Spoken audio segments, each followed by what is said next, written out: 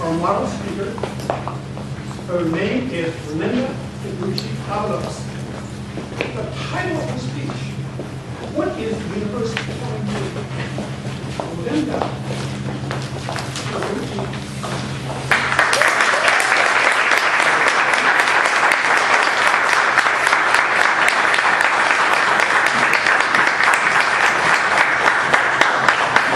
What is the universe telling you?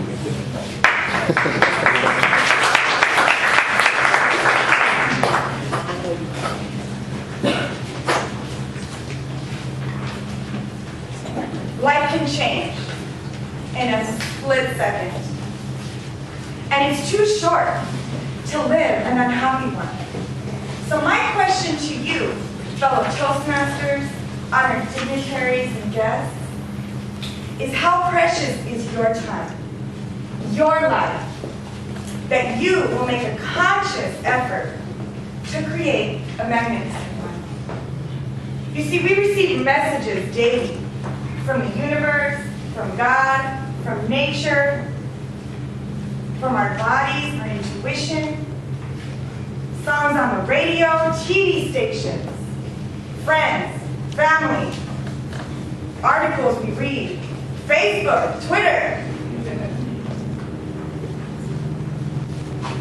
And it's our job to pay attention.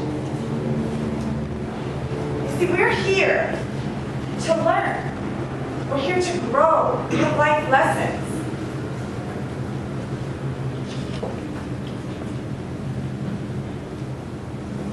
And when we grow and receive these messages, it's to let us know, hey, you're on the right track, or let's get back on track. And sometimes we pay attention, sometimes we don't. A few years ago, I had a clear message. I was leaving my house, and I saw a vision in my mind of my place on fire. Flames the whole 9 yards.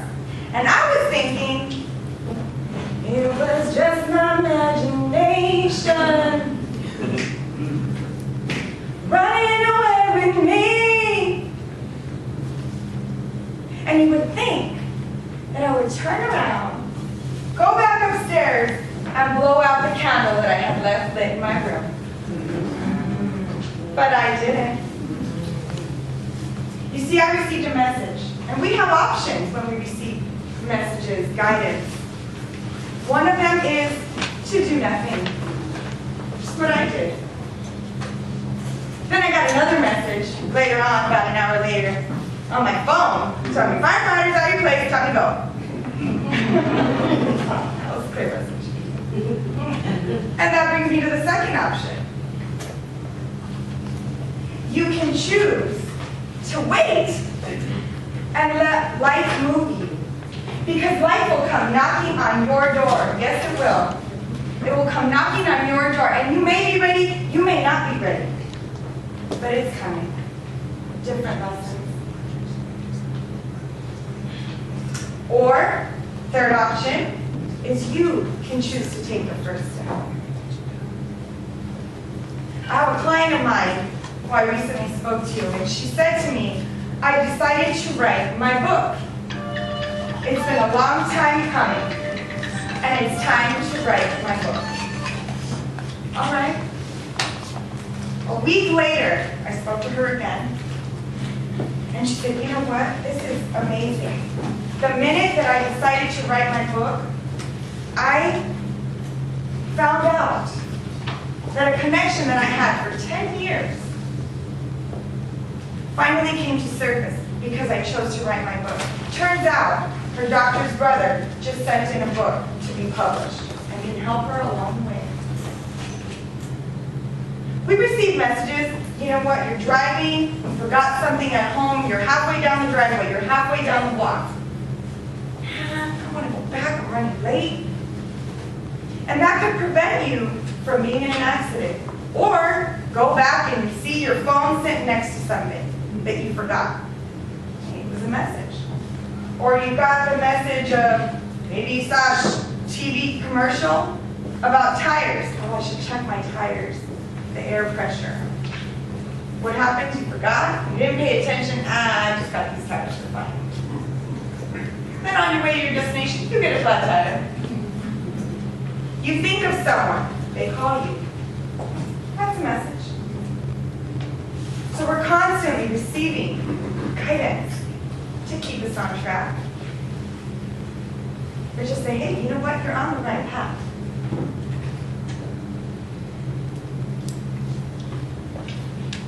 It's interesting how we decide to not pay attention and how we do pay attention.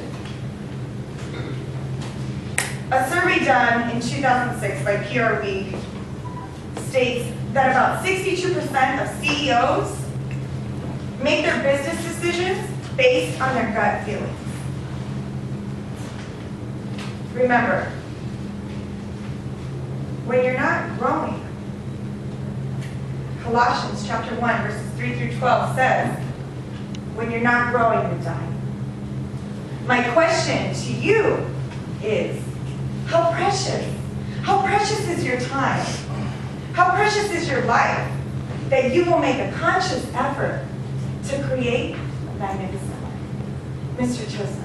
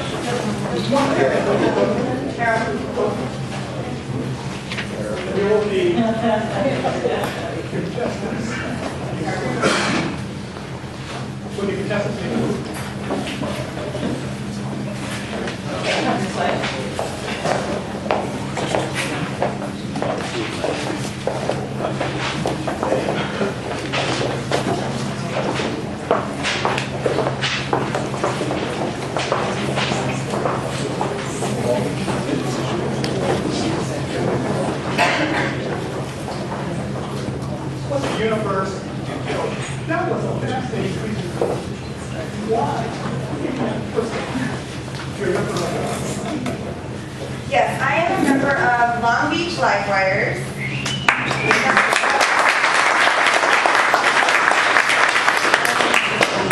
I have been a Toastmaster for 9 months now.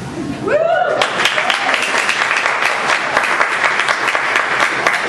Fascinating topic. What gave you the idea? What gave me the idea for this topic was I was finishing my CC manual and I needed to write Inspire Your Audience, project number 10. And I am constantly thinking of how can I inspire your audience? With my particular business, I give workshops often, or I should say I need to do more often. And so this is what I feel comfortable and what I'm passionate about. Now, you mentioned your business.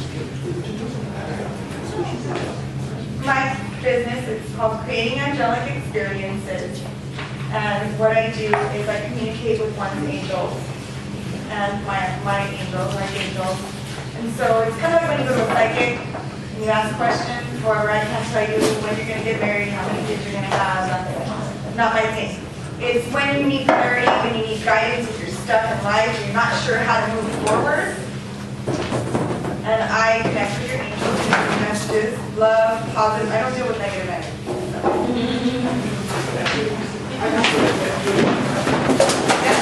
I enjoy traveling very much, like those posters that are falling down. I do enjoy traveling very much.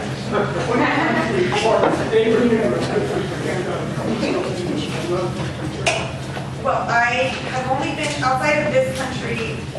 I'm Mexican American, so I've been there about 10.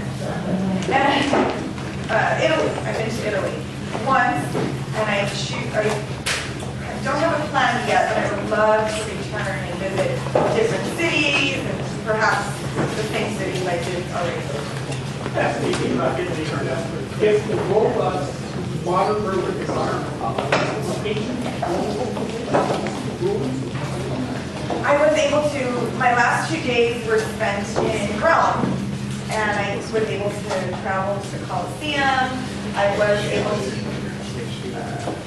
see the Vatican, and of course, in Florence, I did go to Florence, and I saw many museums there. And of course, the woman I saw, the Statue of David, so that was nice. I have a very good friend of mine. She does tours yearly to Italy, and this was her first tour. So luckily this time it was just 4 of us, and 2 of them were my friends. So it's like a friend tour. Did you know who were? Molto bene. I recall. We went on a tour. Now, what struck me was they were all fitted together as I have traveled with Tenochtitlan, yes, with the Aztec pyramids. They're very interesting. I was young at the time, so I don't think I had the value that I would take away if I visited now. I did notice that the stairs, I did only travel as far up to the Pyramid of the Sun, the Pyramid of the Sun, and the Pyramid of the Moon, and other ones as well, but I only went up to the Pyramid of the Sun. And I noticed that the stairs are seriously like this wide. And they're high, they're steep, so you're leaning forward to make sure you're not falling back. It's like a 45-degree angle. Yes. I was 19 at the time, I was worn out. If you go to school, it gives you the joy of school while you're at Italy. Okay, so I'm going to give you guys a little secret about Italians and their food. They're very, very, obviously very big on their food. And they have big rules, like cappuccinos. If you're from Italy and you're Italian, you will never drink a cappuccino after the AM. And if you go to a non-touristic city in Italy, they will not serve it to you. They will not. They'll look at you like crazy, like you want milk after AM.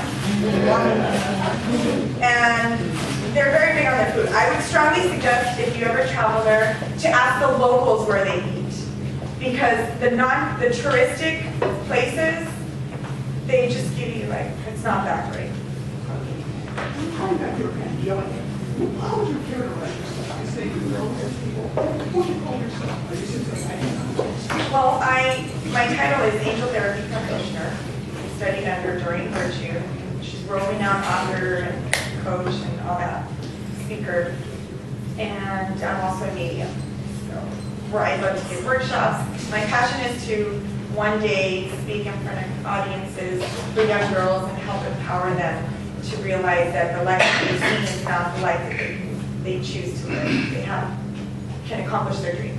We certainly appreciate you demonstrating your gifts today by giving your speech.